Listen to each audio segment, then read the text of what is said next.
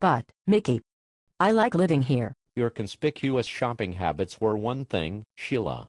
But blogging tales of a militia wife has completely compromised the anonymity I've spent a lifetime delicately cultivating. Mickey, there are some things other militia wives need to know, and until my blog came along they had nowhere to go for that information. Sheila, we are not in a militia. We are not? No. But the guns, the survival garden, stockpiles of gold.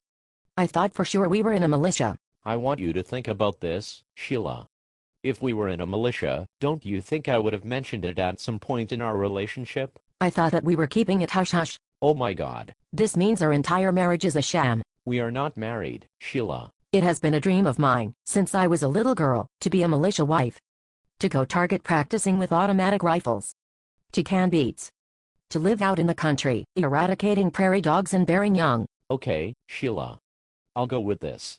You want to live in the country? Fine, we are moving to the country. You want to be a militia wife? Fine, call yourself a militia wife, if it makes you happy. Go target practicing. Hell, let's join a militia. Yes. Wait a second. If we're going to be in a militia. No. What? What, Mickey, tell me. It's nothing, it's just that. If we're going to be in a militia, we'd better start taking certain concepts like secrecy and trust more seriously than we have in the past. Do you know what I mean, Sheila? I think so. You mean that I should be more honest with people? I totally agree. No, Sheila. You're missing the point. When I speak of trust, I'm speaking of you and I. I have to trust you to not broadcast our secrets to the world. Oh. You blogged our home address, you placed your webcam in my arsenal room, and you claimed you derived income from donations made to militiawife.blogspot.com on your IRS form. These are things militia wives don't do, Sheila. So that's why there's no blogs for helpful hints for militia wives.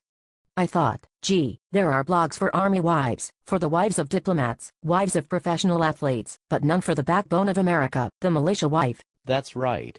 Because a militia wife wouldn't be a militia wife if she did those things. Is it okay to post recipes for prairie dog? Sort of. If you're going to do that, do it in a blog called Delicious Prairie Dog Recipes or something.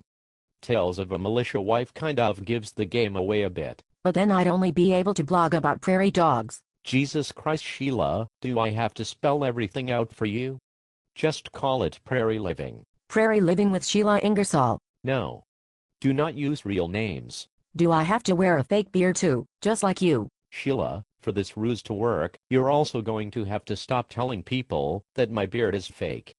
That's the idea behind going incognito. Oh, Mickey, that reminds me.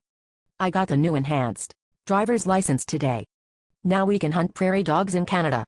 Oh, and Bermuda too. They took this scan of my face. It's called a biometric. Yes, that's it. Now crazy Muslims can't go around blowing up baseball games anymore. Sheila, you tell me you've always wanted to be a militia wife. Yeah.